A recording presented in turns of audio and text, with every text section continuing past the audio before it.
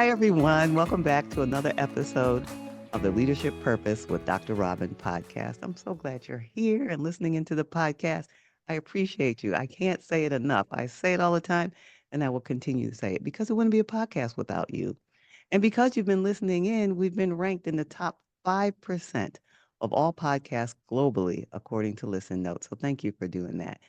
And if you would help us keep the podcast going, please rate the podcast, review, subscribe, and it would mean the world to us. All right. Now, today I have the pleasure to talk with Elisha Meek. Now, let me tell you a little bit about Elisha. She's an author of the book Break Up with Burnout, and we'll hear more about that later. She's an entrepreneur, burnout coach, and corporate professional. And in her upcoming book, as I mentioned, Break Up with Burnout, it guides women to stop living only for their inbox and start building purpose driven side projects and businesses that belong to them without quitting their full time career. So, alongside of her entrepreneurial work, Alicia is a seasoned corporate professional with over 17 years in talent acquisition and connecting people to life changing career opportunities. So, no surprise that she's on the podcast today. Welcome, Alicia Meek. Thank you, Dr. Robin. I am so thrilled to be here. I am just so excited. Thank you so much for that gracious introduction as well. Thank you. I'm excited too. I mean, because our work is so aligned with each other's work. So now tell us a little more about what you do. I only gave a little bit in the introduction. So tell us what you're doing today. Well, by day, I am a talent acquisition specialist in the corporate space. I've been with the same organization for 17 years, climbing that proverbial corporate ladder, Dr. Robin, and I help people find careers that change their life. I was given that opportunity with this organization that changed my life, and it's just such a blessing to be able to do that for others. And so that's what I do by day. By nights and weekends, I am an author, an entrepreneur, a burnout coach, and a doggy mom. I'm a huge animal advocate as well, so I wanted to add that in there. But I, I'm someone that really can't sit still, as you can see. I like to take on a lot of ventures, but uh, my biggest passions in life are reading, writing, dogs, and desserts. Love that. I love that you included the desserts in there too. All right, that sounds wonderful, and you and I have that in common. As many people know, probably listening into the podcast, and maybe some not. By day, I'm a university professor, and by night, author, entrepreneur. Sound familiar? Yes, very, very That familiar. yes, and so I love it, and I love that I get a chance to have this conversation with you. All right, so uh, tell us about how you came to. Let's start with the corporate work. How did you come to do the corporate work that you're doing in talent acquisition? I started with the organization in outbound telemarketing. So it was, of course, almost 2 decades ago, and I'd worked in call centers previously. And so I got this position in outbound telemarketing, which does sound like a position that usually causes burnout in people. But I did really well. I loved it. I'm definitely the least shy person in any room. So I wasn't afraid to get on the phone and make outbound calls and have people hang up on me and yell at me. It was a lot of fun, very lucrative. After a few years doing that, I did get promoted into the recruiting department. So then I was recruiting people doing what I had just done. So it came very, very naturally to me. It was very high volume, very high pressure as a sales environment. And then, of course, recruiting for sales. There's quotas to meet. Again, very high volume. And so I had done that at the call center recruiting for almost 10 years, and then moved into a different department, into our resort operations department, also doing talent acquisition for the resort side of the organization. And most recently, a few years ago, I had moved into the sales and marketing department. So I, of course, still work for the same organization, but I do get to work remotely, Dr. Robin, which I love. So I do get to work from home with, of course, the, glorious, what we call Zoom. I still get to connect with people just more on a virtual level, but it is, of course, still sales, still high pressure, but I do absolutely love it.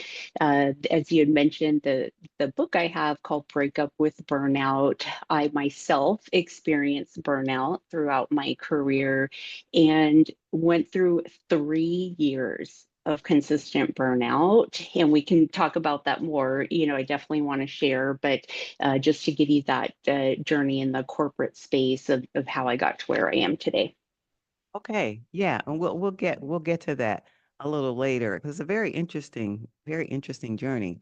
All right, so now let's go back because you said something that got my attention. Well, many things, but the one I'll Okay. start, the one I'll start with, when you started out in telephone sales, you said you really enjoyed it, and you mentioned even with people hanging up on you. Okay, so now say more about that because I'm guessing you knew of other people who were doing that and they had a low tolerance for that. Or people probably who weren't doing that kind of work were very kind of afraid of that kind of thing. What do you think helped you have that response and attitude that you weren't bothered by that? And not even not bothered, you actually enjoyed it. And so I love this question, Robin. And at first, when I was in training, I will say that I had a great trainer going back again almost 2 decades, and the trainer had told me that you're going to get a lot of rejection, you're going to get hung up on. I mean, you're a telemarketer. Yes, it is for a very work for a very reputable company that's known worldwide, and so the name is very reputable when they hear it, but you're still a telemarketer. People are going to hang up on you. I think I've been called the worst names in my life, been hung up on, Christmas and Christmas Eve. And my trainer told me that put yourself in their shoes. You're calling them out of the blue and asking them to buy something. Most people don't like telemarketers.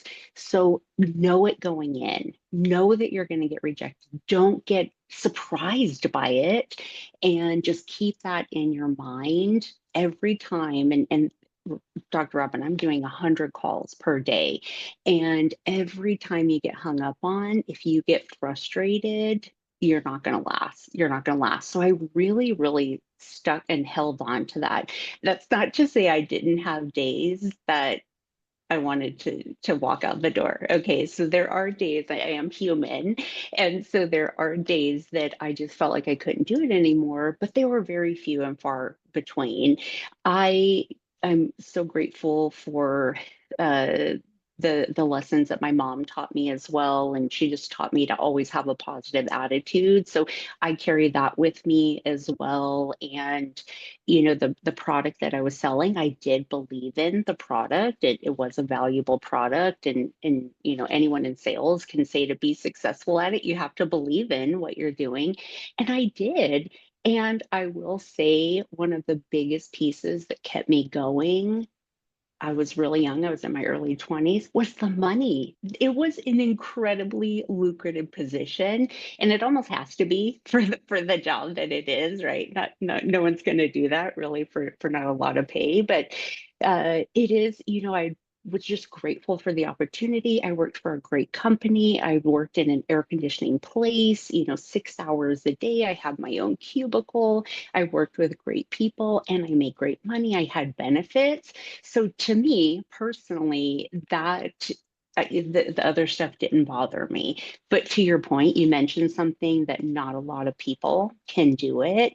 And it has the highest turnover rate of almost any position, Robin. And when I did move into the recruiting and I started interviewing people, I tried to be as transparent as possible when I'm interviewing these candidates, saying this is going to be an incredibly hard position, but incredibly rewarding for, the reasons that I just told you. So, yes, it's definitely not for everyone, and you really have to put yourself in the right mental state before even attempting it.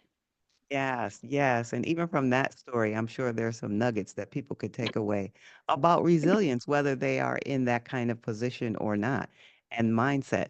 And before we leave that, I'm gonna move Mhm. forward, but before we do that, had you done any other kind of sales or anything like that before that position? Just curious. Previous to that, I was a bartender. And so, yes, I had that face-to-face sales. And then previous to that, I did work in a call center, but it was customer service. So the customers were calling in, asking, it was for a bank. So they were asking about their bank statements. And yes, you did get angry people because they're calling about their money or overdraft fees. So I did have some level of understanding of phone work, but that to that level, no, that was fairly new to me. Okay. All right. All right. So then is that the place where you moved up or did you move into another company? You said you moved into recruiting and so was it the same organization or a different one? The same Okay. organization. Yes. So I've been with them for almost 18 years now. And so I stayed with the same organization, moving into the recruiting department and now getting to recruit and hire talent for that position that I Oh, just came out of. And so to me, it was a seamless transition, and I loved what I did. And again, that this company I felt has really, really been a huge factor in my success, my growth, maturity over the years. And I started very, I'm going to say young and dumb. I'm going to admit to that. And it was such a great feeling, Dr. Robin, when I would see other young people, very young people that had the best personality, maybe not sales experience, just like came from not a lot of experience, but giving them that opportunity. And then they're, 3 years later, still in that position, making a lot of money, or taking a career path from it. So incredibly rewarding to see people that either have nothing or started with nothing really, really succeed. yes, I love that because you took something that you had some, sounds like natural ability along with the training, and it suited your personality in the beginning and got good at it, and then went to the next level of it, got good at that, and went to the next level and kept going. I love that. All right, so now going to go back, and then we're going to go Okay. forward. All right, so now Okay. let's go back to little Alicia. Was there anything in little Alicia that said, I know I'm gonna grow up and do sales and talent acquisition, which little Alicia may not know those words, but was there anything that kind of she was doing back then that sort of similar or prepared her for what she's doing now? No, no. As I mentioned, I'm a huge animal lover. When I was young, I always wanted to work with animals. As I got older in my teenage years and realized that veterinarians, it's not, you don't always see the good side of what happens to animals. And so it just was really heavy on my heart of, having to do the good, the bad side of what comes along with being a veterinarian. And so, no, to answer your question, I didn't see myself in sales or talent acquisition. I really thought I would be in the animal space, which we can talk about, but I think in my future, I will get there in some capacity. But no, to answer your question, I didn't see myself in any sales or even think of that. Yeah, yeah. You said earlier that you weren't shy. Were you sort of very communicative when you were little Alicia? Yes, and I have a funny story that my mom would love to tell. And that is when I was younger, in all throughout school, all of my report cards said excellent grades, but talks too much. That was always on my report card. So excellent grades, but talks too much. So yes, I have always been very outgoing, personable, is the social butterfly, and the what I said before, the least shy person in any room. Yeah, and it sounds like that has served you well in all this moving up in your corporate position, being able, because now you're talking for a living when they said you were talking too much. I think that's Yes. very interesting. Okay. All right. So now tell us about how you got into the entrepreneur side of things. Great question. And this is how my whole breakup with burnout book it was inspired. So I love this question. So in my journey at the call center after moving into the recruiting department, I had been in that recruiting department for about 7 years, high volume recruiting. I was the senior person on the team, although we did have a manager that led the team of recruiters, and our manager had resigned. And I, being the lead person on the team, the senior recruiter, I had led the team for about 6 months until they were filling the manager position. And when they went to fill the manager position, I applied for it, although they did choose an external candidate that had traditional manager experience. And although it did sting at that time, just because I felt like I had been leading the team, when they brought in this new manager, she told me, I know you have the aspirations of being a manager. Let's work together for, the next 3 to 5 years, however long I'm in this space, and we can work together. So when I leave or I move up, you can move into this manager position. And I was so grateful for that, to have this mentor. Now, this mentor was one of the most micromanaging leaders I've ever had. Taught me a lot, Dr. Robin. I'm not going to take away from that. I learned a lot about business, myself, how to perform well in a leadership space. But those 3 years under this person's direction were my 3 years of burnout. I felt Mhm. that I was overworked. And again, these are things that I take accountability for. I'm the one that was working 60 to 70 hours per week, over committing to every project, not being able to say no. And, I had that fear of not being the team player. I was really working towards that manager title. So when her time came to resign and she was leaving for another company, I thought, this is it. This is my chance. I'm moving into it. It's a natural progression. I've been working on it for 3 years. I've been burned out for 3 years, and I'm going to be rewarded with this promotion. I was not rewarded with the promotion, Dr. Robin. They did choose an external candidate, again, that had traditional management experience. And I will tell you, that day that I received the notice that I wasn't getting the position was probably the lowest low that I had had in my career.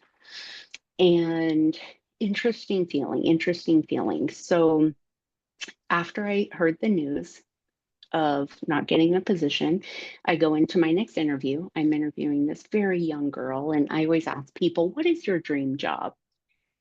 And she says, the next sentence that comes out of her mouth catapults me into entrepreneurship. So I'm going somewhere with this. I asked her, what is your dream job? And this young girl says, I would love to own a bakery with my family. And I, it was I call my lightning bolt moment. I thought I could own a bakery with my family. I don't bake. My mom and my sister do. I mentioned desserts in the beginning. We're a family of sugar lovers. And I had just graduated with my business degree. And so I thought, oh my goodness, my career that I've been tying my whole entire life, my identity to, for the past, well over a decade. doesn't have to be everything. I didn't want to quit my career. I loved my job. I love what I did, but I could have something else. So in that moment, I was coming off the lowest low and I had this aha moment of I could have something else. And so after the interview, I had texted my sister, who again, her and my mom are huge bakers, and I texted her, hey, let's start a small business selling your desserts. I'll do the business side, you do the baking side.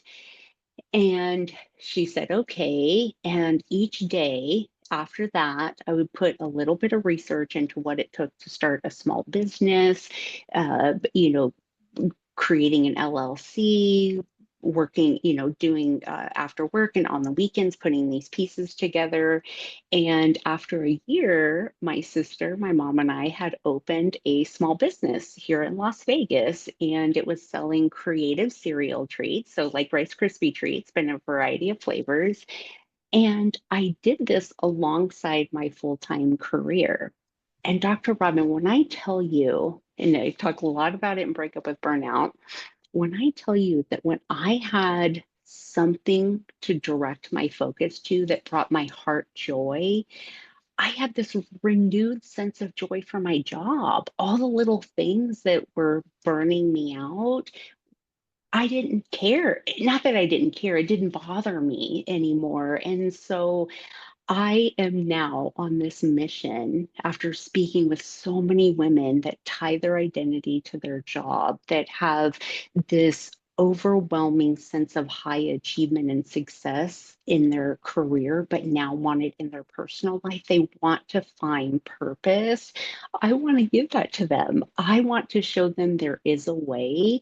And yes, it does take little by little. It's not something that's going to happen overnight. But when I tell you that I broke up with burnout, that's the reason behind the title. In an instant, when I had that just another sense of purpose, it was life changing. Yeah, that's an amazing story, and I love that.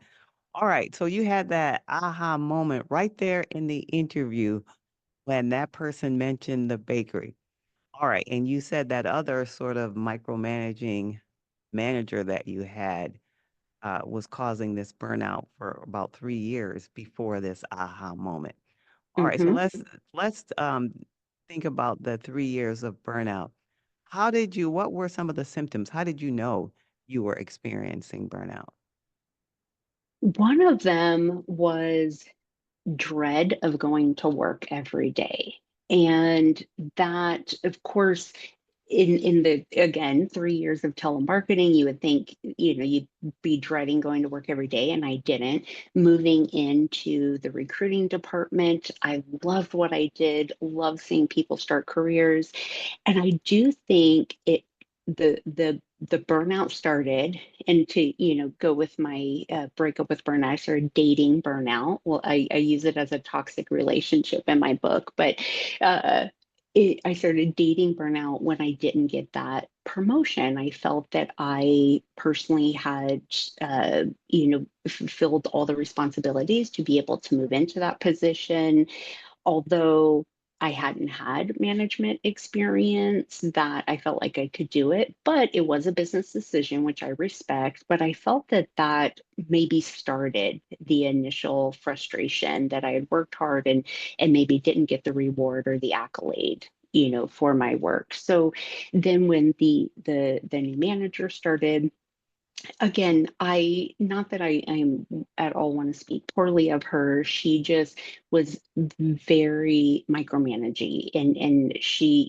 everything we did, we had to report back to her. We had to write full reports on everything we did. So it felt like everything I was doing twice. And the main symptom, first and foremost, was just dread, feeling Mm. dread for 3 years, having to go into work. Another one was getting frustrated at every little thing that typically wouldn't frustrate me. You get an email or that from someone that they have no meaning behind it in a personal offense way, but you get offended, or you think why did they say it like that? I was starting to recognize that I was getting offended or, feeling frustrated the way emails were coming through, which that isn't even how my personality is. So I could feel myself getting frustrated at these menial things that weren't meant to frustrate me at all. And I won, and this is what a lot of people associate burnout with is just overworking. And as I mentioned before, I was working at least 60 hours a week. And so again, that was I take accountability for. I am an adult and I have the ability to put boundaries up, which I did not at that time. And then the other thing, Robin, that I think now looking back, I didn't realize it at the time, but now that I'm more aware and looking back, is I couldn't get work off my mind. Even when I would clock out, I would go home and rehash every conversation, with my husband or my mom or my friends. And it was all I could talk about and think about. I couldn't leave work at work. I had trouble falling asleep, but then trouble waking up in the morning at the same time. And so while I was experiencing them, I really didn't see them as burnout. I seen them as I need to do this to be able to move to that next level, to get recognized, that again, that fear of not being a team player. And so a lot of it I didn't recognize as it was happening. But then looking back on it, all of those were symptoms of burnout. Yes, yes. And you laid them out so clearly so others who are listening, if they're experiencing that, now they have a way to identify burnout. All right. So now while you were going through that time, which was sounds like it was very difficult, was there any time during that 3 years you had any inkling in the back of your mind of doing something different? No. No. Did that idea of a bakery ever come into your mind anytime before you had that sort of aha moment? No, what's so interesting, and as I mentioned, I had just graduated college. I went to college late in life, and so I was doing that while working. And I did choose a business administration degree. That's what I got my degree in is business administration. And the deep in my soul, I thought later in life, 10 to 20 years, I could open a business helping animals again, kind of going back to what little childhood Alicia thought. And so I never thought while I was going to college and right after graduating that I would immediately start this entrepreneurship. My entire focus, Dr. Robin, was on my career. It was like, just I had no peripheral vision for anything else. And speaking with a lot of women, they do the same thing and no fault of their own. That's why they are high achieving. They're putting so much time, energy, and work into something that this career that they build. And that's why to me it was such an aha moment. Because to your question, no, I hadn't even thought of opening a small business at that time. Yes, yes. And it makes sense though, because your business was underlying, it was there, it was for something Mhm. else that you were passionate about. It was sort of dormant during all that time. And this time, this sort of crossroads moment woke it up right away. Yeah. And for the time. All right. So now let's talk to the woman who is going through her own, let's say, career crossroads moment in that she does not know she's a high achieving woman, successful, everything looks good on paper, nothing wrong. She may be experiencing some of those symptoms of burnout you had talked about, or others, or she might just be feeling like there's something else. She's like, this can't be all there is. But now she's at that point where she's conscious of the fact that I can't keep doing this, whether it's something dramatic and extreme forms of burnout or just low grade dissatisfaction. She knows I can't keep doing this. And she's at this career crossroads. What's something from your experience, either personally or professionally, that you can offer to her that might just help her be encouraged or give her hope? I love this question because so many women that I speak to have, again, to your exact point, Dr. Robin, may not be experienced full on burnout, but they have that sense of longing, or that this can't be it. You said it perfectly. This can't be it. But they're not ready to leave their career, their paycheck, their benefits. They just need something more. And my advice is to dig deep in what brings you joy in life. And after speaking with so many women, there are so many things out there. And I've compiled a list of just, I call them idea sparkers. And that could be, photography or baking or writing or art or sewing or volunteering. Elderly homes, or animal shelters, or there's this unique one. I spoke with a woman the other day, and when she was younger, she used to be a deep sea cavern diver. So not just diver, but deep sea cavern. And she said when she was down there diving, it was the most joy she had ever had in her life. And as she got older, she was committing more to her job, and she hadn't done that in over a decade. She even sold all of her equipment. So advised to her to start doing that again. There is, when you're feeling that sense of longing, or that feeling of, is this it? No, that's not it. There is something out there for everyone that brings your heart joy. And I want you to do it. Even as we talked before, it may not be overnight. It could take 6 months to a year to get you there. But even if you just spend 30 minutes per day, I implore you, to your listeners, Dr. Robin, 30 minutes per day to start planning, researching, developing this idea, and then you start putting that into action. And every little bit counts. And as you start doing it, even, and I'm going to relate this back, when I started researching how to start a small business, my heart was overfull with joy. I was just, the act of researching it brought me absolute joy, that I knew I was almost addicted to that joy. I thought, I have to keep doing it. I have to keep doing it. And then on the weekends, and then I started scaling back those 60 hours at work to 50 hours, and and then to 45 hours, and of course still making sure I do all my job. I am a overachiever at heart, so I'm still going to do my job, but I can have joy outside of work. And I think a lot of women get in this trap that their career has to be their everything, and it doesn't. I tell them, you're a human first, and so the act that brings you the most joy, do that. And if you don't know what it is yet, start trying things. Start, take a painting class, or go deep sea diving, if that's what it is. Take a photography class. And when you start doing that thing that, you feel, this is it, then keep doing that thing. So even if you don't know what that is yet, don't worry, because I guarantee you will find it.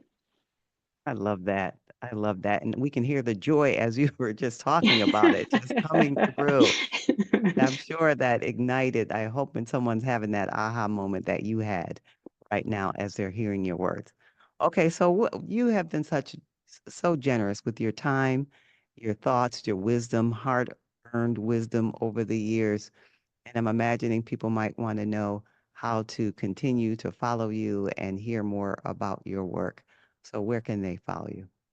Oh, thank you, Dr. Robin. I have a pretty unique name, so it is pretty easy to follow me. ElishaMeek.com. You can go directly to my website. You can connect with me there, or on LinkedIn. I'm very active there for my full-time job and for my authorship as well, at Elisha Meek, and same on Instagram, Elisha.meek. But I love connecting with new women. I respond to every message or DM, so I would love to connect with your listeners. That's great. And for those who might be in the car listening, tell them how to spell your name so when they search for you. Yes, yes, thank you. Because it is a little bit different. It is pronounced Alicia, but it is phonetically Elisha, Elisha, last name Meek, Meek. Thank you. Alicia, this has been such a joy and a delight. Your journey is such an inspiration to me and I'm sure to others. Thank you for taking time out of your busy day and sharing with us today. Really appreciate you. Oh, I've had more fun on this than I've had in a long time. Dr. Robin, thank you so much. And thank you for all that you do as well. Listened to your podcast and you are doing amazing thing to inspire women and help them find purpose. So thank you. Thank you. Thank you for saying that. I appreciate you. And everyone, I'd love to hear your response to this episode. You can follow me on socials. I spend most of my time on LinkedIn. All of them, though, I'm at Robin L. Owens, PhD, at Robin L. Owens, PhD. And I'd love to hear from you. And until next time, this is Dr. Robin.